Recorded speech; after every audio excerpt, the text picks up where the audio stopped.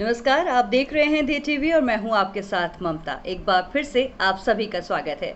चलिए India this week कार्यक्रम की शुरुआत करते हैं, लेकिन उससे पहले नजर डालते हैं हेडलाइंस पर। अंतर्राष्ट्रीय परिवहन मंच के साथ मिलकर भारत में कार्बन मुक्त परिवहन सेवा परियोजना हुई शुरू। उद्देश्य भारत के लिए कम कार्बन परिवहन प्रणाली को बढ़ावा देना। कोविड संकट में सरकार की पहल। सरकार द्वारा संचालित कोविड अस्पतालों को 50,000 स्वदेशी वेंटिलेटरों के लिए 2,000 करोड़ रुपए किए गए आवंटित। पीएम मोदी ने प्रवासी मजदूरों की मदद के लिए लॉन्च किया गरीब कल्याण रोजगार अभियान। 116 जिलों में मिलेगा रोजगार। मजदूरों को तत्काल रोजगार देने के लिए केंद्र सरकार ने शुरू की ये योजना।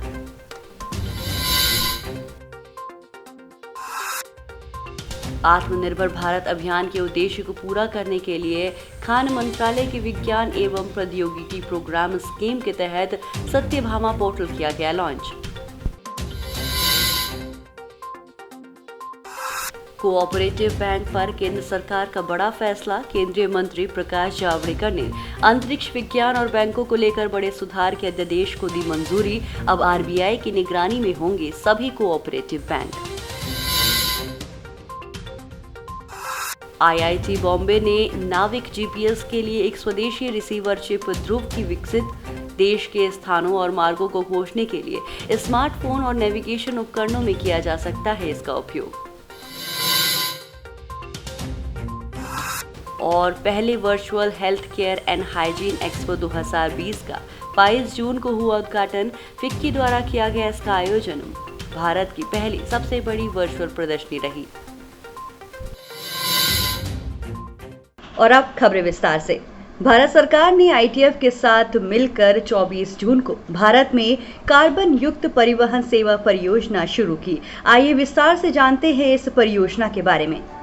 भारत सरकार के थिंक टैंक नीति आयोग ने इंटरनेशनल ट्रांसपोर्ट फोरम के साथ मिलकर 24 जून को decarbonising transport in India project launch किया। ये परियोजना भारत के लिए कम कार्बन परिवहन प्रणाली को बढ़ावा देना चाहती है। 2008 से आपको बता दें, भारत आईटीएफ का सदस्य रहा है, जो परिवहन नीति के लिए एक अंतर सरकारी संगठन है। ये परियोजना उभरती हुई अर्थव्यवस्थाओं में डीकार्बोनाइजिंग परिवहन परियोजनाओं का हिस्सा है। आपको बता दें, भारत, अर्जेंटीना, अजरबैजान और मोरक्को डीटीईई के वर्तमान प्रतिभागी हैं। आइए एक नजर डालते हैं इस प्रोजेक्ट के उद्देश्य पर। देश में जलवायु परिवर्तन से संबंधित लक्ष्यों को पूरा करने के लिए सरकार के लिए ग्रीन हाउस गैसों के उत्सर्जन को कम करने के लिए काम करना आवश्यक है। इस परियोजना के माध्यम से एक मूल्यांकन ढांचा तैयार किया जाएगा, जो भारत में परिवहन उत्सर्जन के लिए बनाया जाएगा। ये ढांचा सरकार को वर्तमान और भविष्य की परिवहन चुनौतियों पर विस्तृत रूप से इनपुट प्रदान करेगा, जो कार्बन डाइऑक्साइड उत्सर्जन से संबंधित है। परियोजना के परिणामों के आधार पर भारत में कम कार्बन परिवहन प्रणाली की ओर एक मार्ग बनाया जाएगा। अब एक नजर डालते हैं भारत में इसके लाभ। इस कार्यक्रम के जरिए भारत में परिवहन और जलवायु हितधारकों को नियोजित परियोजना गतिविधियों के बारे में जानकारी दी जाएगी।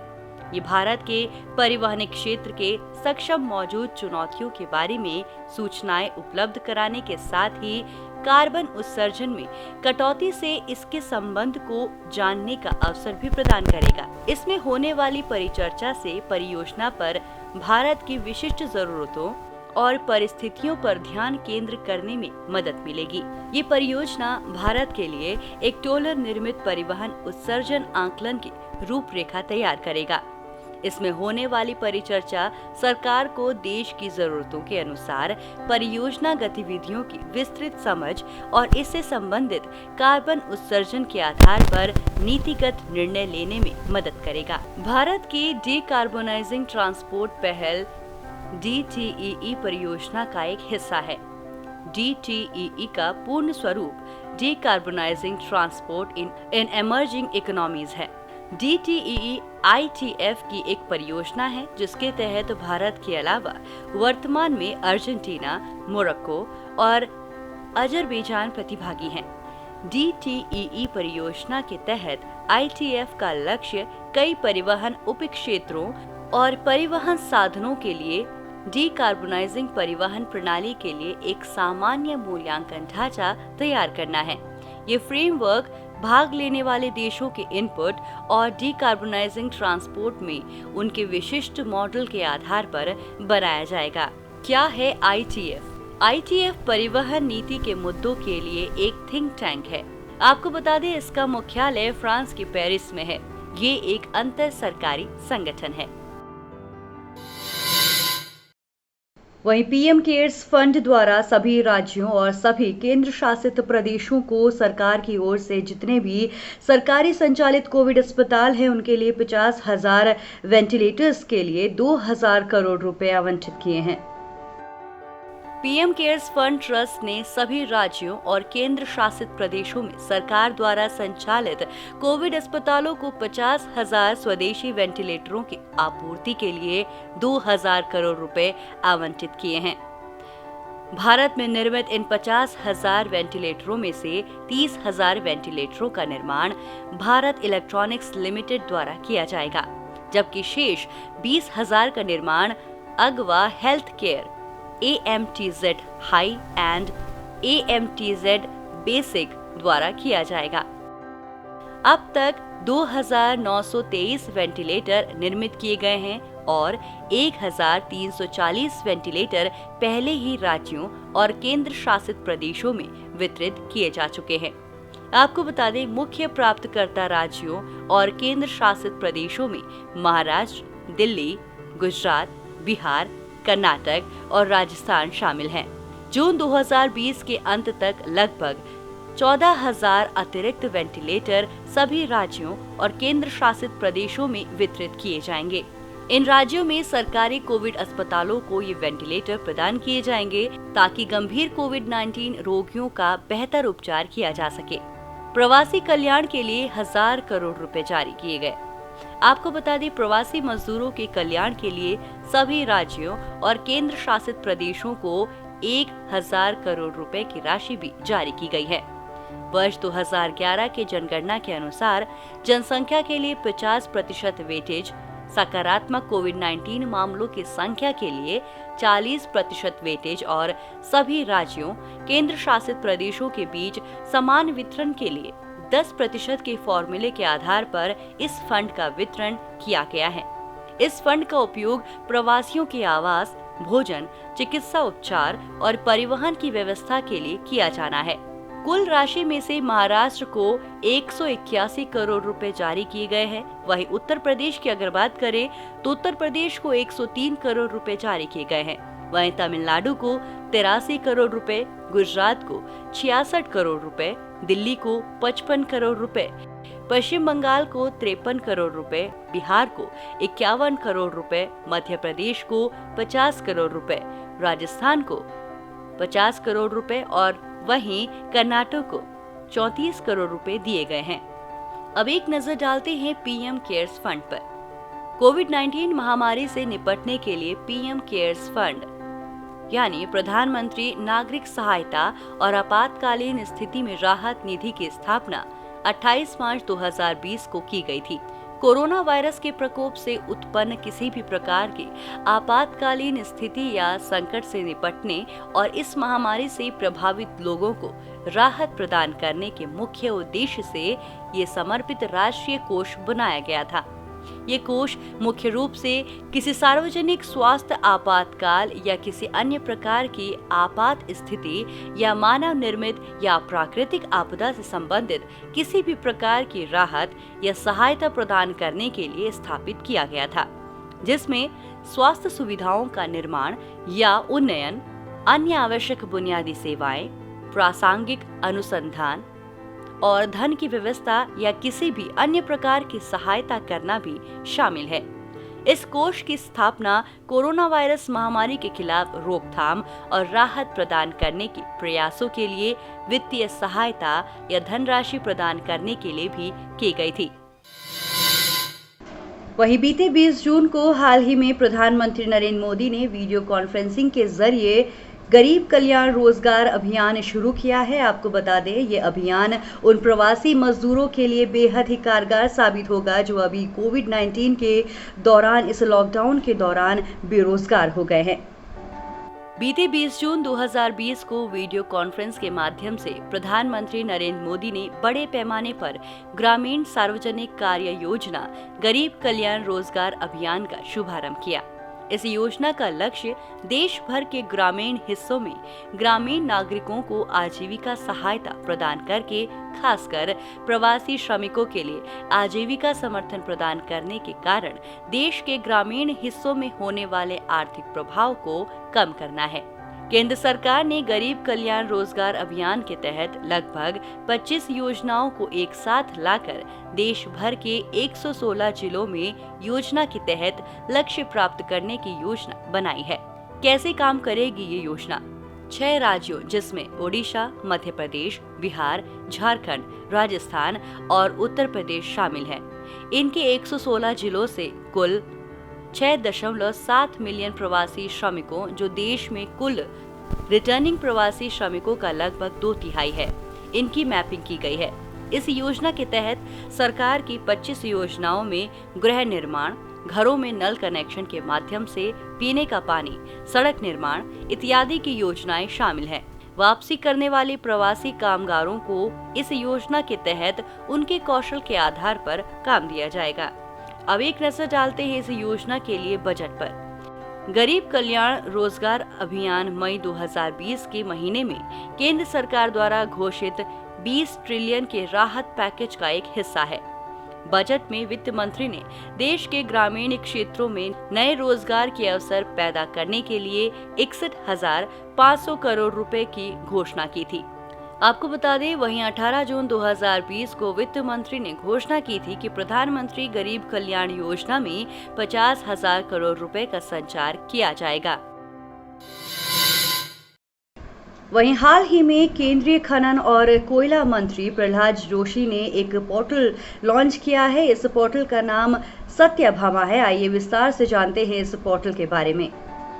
केंद्रीय खदान और कोयला मंत्री प्रहलाद जोशी ने खनन उन्नति में सत्यभामा साइंस एंड टेक्नोलॉजी योजना फॉर आत्मनिर्भर भारत इन माइनिंग एडवांसमेंट नामक एक पोर्टल लॉन्च किया। आइए इस पोर्टल के बारे में जानकारी लेते हैं।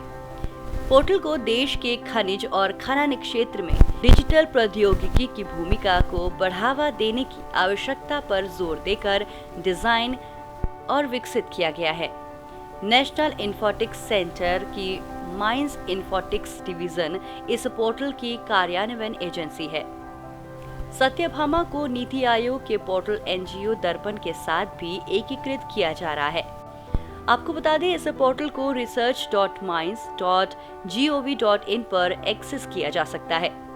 अब एक नजर डालते हैं इस पोर्टल के उद्देश्य पर। इस पोर्टल के माध्यम से केंद्र सरकार का उद्देश्य खनन और खनिज क्षेत्र में गुणात्मक और नवीन अनुसंधान और विकास कार्य करने के लिए शोधकर्ताओं और वैज्ञानिकों को प्रोत्साहित करना है। ये पोर्टल इस क्षेत्र में सरकार की विभिन्न योजनाओं की प्रभावशीलता और दक्षता बढ़ाने में मदद करेगा। इस क्षेत्र में संस्थाओं को विभिन्न अनुसंधान और विकास आधारित परियोजनाओं के लिए आवंटित धन का उचित उपयोग, खनिज संसाधनों के उचित उपयोग और संरक्षण को सुनिश्चित करने में मदद करेगा। इसके क्या लाभ होंगे? सत्यभामा पोर्टल शोधकर्ताओं को अपनी रिपोर्ट इलेक्ट्रॉनिक प्रारूप में प्रस्तुत करने की अनुमति देगा।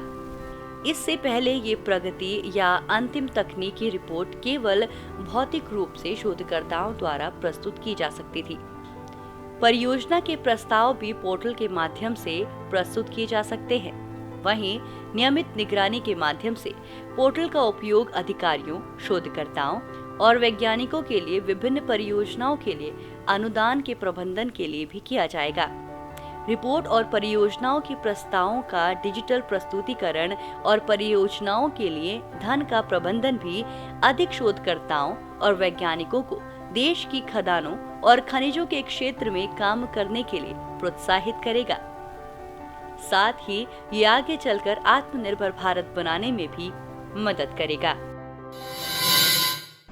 वहीं हाल ही में प्रधानमंत्री नरेंद्र मोदी की अध्यक्षता में एक कैबिनेट बैठक का आयोजन किया गया। इस बैठक में कोऑपरेटिव बैंकों को लेकर एक बड़ा फैसला लिया गया। इस बैठक में ये फैसला लिया गया कि जितने भी कोऑपरेटिव बैंक हैं ये सभी आरबीआई की निगरानी में आएंगे।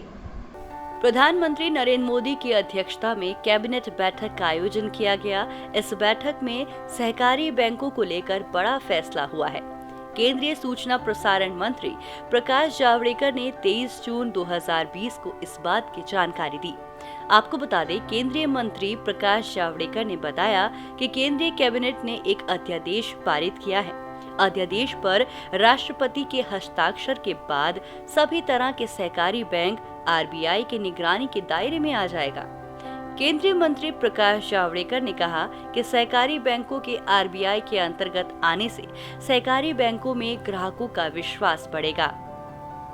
आरबीआई की शक्तियां जैसे अनुसूचित बैंकों पर लागू होती हैं, वैसे ही सहकारी बैंकों पर भी लागू होंगी।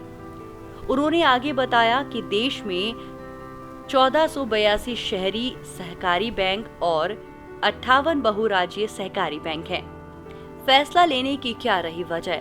दरअसल बीते कुछ समय से देश के अलग अलग हिस्सों के कोऑपरेटिव बैंक में नियमों की अनियमितता का खुलासा हुआ है। सरकार का कहना है कि इन बैंकों के आरबीआई की निगरानी में आने के बाद 8.6 करोड़ से अधिक जमाकर्ताओं को भरोसा मिलेगा। ये आश्वासन मिलेगा कि उनका बैंकों में जमा 4.84 लाख करोड़ रुपए सुरक्षित है। इसके साथ ही ग्राहकों के हित में रिजर्व बैंक द्वारा लिए गए फैसले का फायदा निजी और सरकारी बैंकों के साथ ही कोऑपरेटिव बैंक तक पहुंचेगा। वित्त मंत्री निर्मला सीतारमण ने फरवरी 2020 में आम बजट पेश करते हुए कोऑपरेटिव बैंक को आरबीआई के निगरानी में लाने का प्रस्ताव रखा था। इसके साथ ही वित्त मंत्री ने जमा बीमा और ऋण गारंटी निगम को 1 लाख से बढ़ाकर 5 लाख कर दिया था। इसका मतलब ये हुआ कि बैंक में जमा राशि डूब भी जाती है तो आपको 5 लाख तक की बीमा मिलेगी। वहीं केंद्रीय मंत्री प्रकाश जावड़ेकर ने कहा कि मुद्रा लोन करीब 18 से 20 करोड़ लोगों को मिला है। 9 करोड़ 33 लाख लोगों को शिशु लोन मिला है। वहीं केंद्रीय मंत्रिमंडल ने शिशु लोन के योग्य लाभार्थियों को 12 महीनों के लिए ब्याज में 2% की छूट प्रदान करने का फैसला लिया है। सहकारी बैंकों को मजबूती प्रदान की गई। वहीं बैंकिंग नियमन एक्ट में बदलाव कर सहकारी बैंकों को मजबूती प्रदान की गई है। सहकारी बैंकों का नियमन अब आरबीआई के नियमानुसार किया जाएगा। इनका ऑडिट भी आरबीआई नियमों के तहत होगा। अगर कोई बैंक वित्तीय संकट में फंसता है तो उसके बोर्ड पर निगरानी भी आरबीआई ही रखेगा। हाल ही में आईआईटी मुंबई द्वारा एक स्वदेशी रिसीवर चिप ध्रुव विकसित की गई। क्या है ये रिसीवर चिप, कैसे काम करेगी, देखिए इस रिपोर्ट में। आईआईटी बॉम्बे के छात्रों और शोधकर्ताओं ने हाल ही में एक स्वदेशी रिसीवर चिप ध्रुव विकसित की है। इस चिप का उपयोग देश के स्थानों और मार्गों को खोजने के लिए स्मार्टफोन और नेविगेशन उपकरणों में किया जा सकता है। ये भारत के नेविगेशन उपग्रहों के NAVIC समूह के साथ साथ अमेरिका के ग्लोबल पोजिशनिंग सिस्टम आधारित उपग्रहों से किसी व्यक्ति के स्थान का सटीक निर्धारण करने के लिए संकेत प्राप्त करेगा। एक नजर NAVIC पर। IRNSS यानी Indian regional navigation system NAVIC एक क्षेत्रीय नेविगेशन प्रणाली है जो सटीक रियल टाइम पोजिशनिंग तथा टाइमिंग सेवा उपलब्ध करवाती है। ये भारत तथा इसके 1500 किलोमीटर के दायरे के क्षेत्र में कार्य करती है। नाविक में 2 स्तर की सेवाएं प्रदान की जाती है, स्टैंडर्ड पोजिशनिंग सर्विस तथा सीमित सर्विस। स्टैंडर्ड पोजिशनिंग सर्विस नागरिक उपयोग के लिए प्रदान की जाती है, जबकि सीमित सेवा सेना समेत कुछ विशिष्ट यूजर्स को प्रदान की जाती है। आपको बता दें, नाविक सिस्टम में उपग्रहों की संख्या को बढ़ाकर 7 से 11 किए जाने की योजना है। आपको बता दें, आईआईटी मद्रास की स्थापना 1959 में पश्चिमी जर्मनी की सहायता से की गई थी। यह आईआईटी संस्थान तमिलनाडु में स्थित है। इसे राष्ट्रीय महत्व के संस्थान के रूप में चिन्हित किया गया है। आपको बता दें, इसका कैंपस लगभग 2.5 वर्ग किलोमीटर के क्षेत्र में फैला हुआ है। और वहीं 22 जून को virtual health care and hygiene expo 2020 की शुरुआत की गई। आपको बता दें, ये अपनी तरह की भारत की पहली सबसे बड़ी वर्चुअल प्रदर्शनी है। जहाज रानी राज्य मंत्री और रसायन एवं उर्वरक राज्य मंत्री मनसुख मांडविया ने भारत के सबसे बड़े पहले virtual health care and hygiene expo 2020 का उद्घाटन किया। इस एक्सपो का आयोजन फिक्की द्वारा किया गया है। ये भारत की पहली सबसे बड़ी वर्चुअल प्रदर्शनी है, जो ई गवर्नेंस की दिशा में एक नई शुरुआत है। ये वर्चुअल रूप में कारोबार करने और डिजिटल इंडिया में आगे बढ़ने में एक नया मॉडल साबित होगा। Health care and hygiene expo के बारे में, इस एक्सपो का उद्देश्य आत्मनिर्भर भारत की दिशा में आगे बढ़ते हुए फार्मास्यूटिकल क्षेत्र के लिए एक पारिस्थितिकी तंत्र का निर्माण करना है, जो और स्वास्थ्य और स्वच्छता क्षेत्र में घरेलू उत्पादन को बढ़ाने में मददगार साबित हो। इस एक्सपो के फोकस क्षेत्र हैं pharmaceuticals, medical device, AYUSH and wellness, medical textile, hygiene and sanitization. ये अपनी तरह का पहला आयोजन है जो देश में स्वदेशी तौर पर निर्मित उत्पादों को वर्चुअल मंच के द्वारा दुनिया भर के खरीदारों को इसे डिजिटल रूप से एक्सेस किया जाना संभव बनाएगा। इस नए पहल से पारिस्थितिकी तंत्र से pharmaceuticals, medical device, AYUSH and wellness, medical textile, hygiene and sanitization विनिर्माता को लाभ मिलेगा।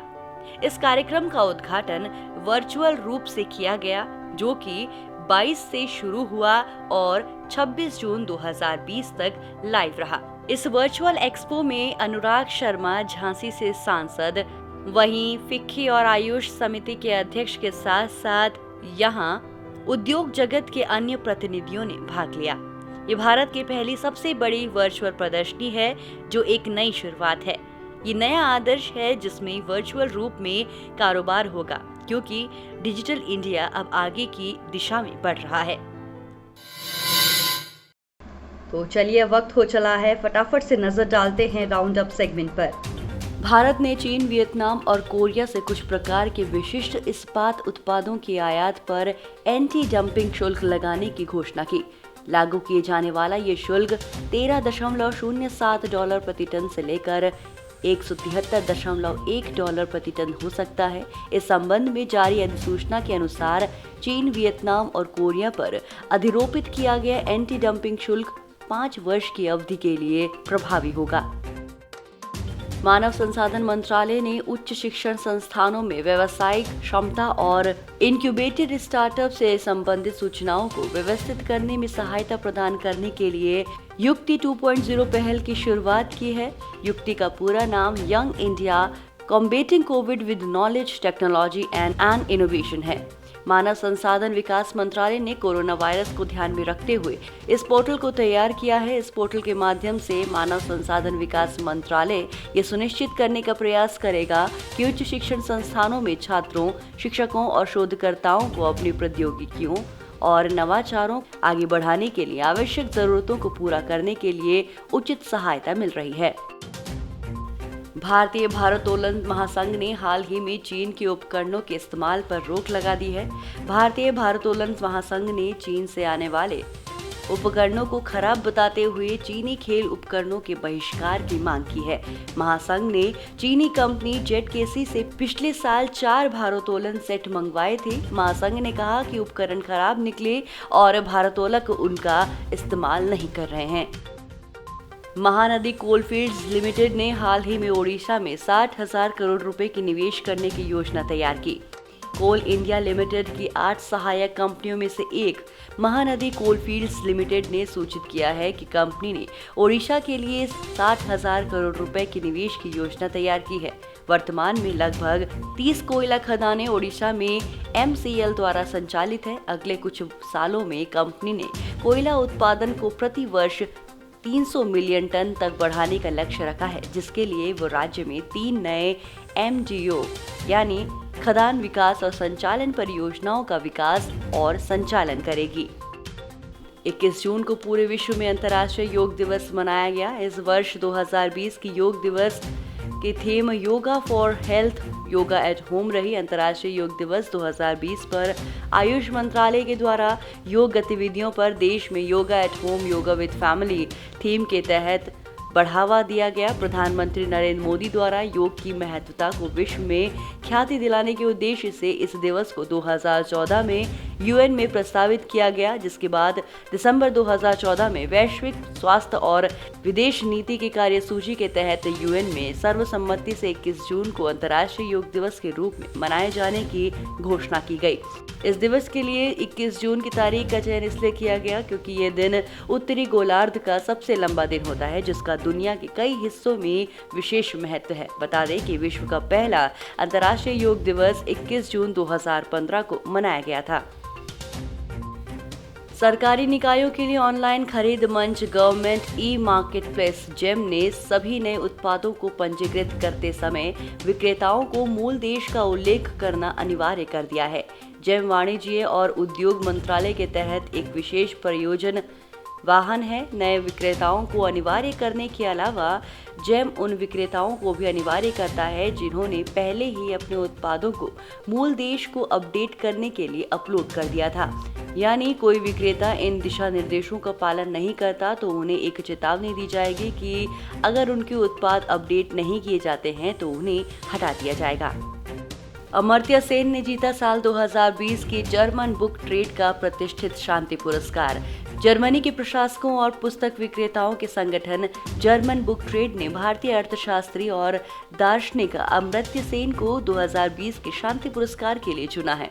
भारतीय अर्थशास्त्री अमर्त्य सेन को विश्व भर में फैले सामाजिक अन्याय को उजागर करने के उनके काम के लिए सम्मानित किया गया। अमेरिका की हार्वर्ड यूनिवर्सिटी में पढ़ाने वाले प्रोफेसर अमर्त्य सेन को 1998 में नोबेल शांति पुरस्कार से भी नवाजा जा चुका है। वित्त मंत्रालय द्वारा व्यक्तियों या संस्थानों के योगदान के लिए राष्ट्रीय आपदा प्रतिक्रिया कोष खोला गया। वित्त मंत्रालय ने हाल ही में घोषणा की है कि राष्ट्रीय आपदा प्रतिक्रिया कोष में व्यक्तियों या संस्थानों से योगदान के प्रस्ताव पर कोई आपत्ति नहीं है। आपदा प्रबंधन अधिनियम 2005 के आधार पर इस प्रस्ताव को स्वीकार कर लिया गया है। आपको बता दें, NDRF का गठन उसी अधिनियम के तहत किया गया था। उत्तर प्रदेश कोविड-19 के लिए आइसोलेशन इकाइयों में परिवर्तित होने वाले रेल डिब्बों का परिचालन करने वाला बना पहला राज्य।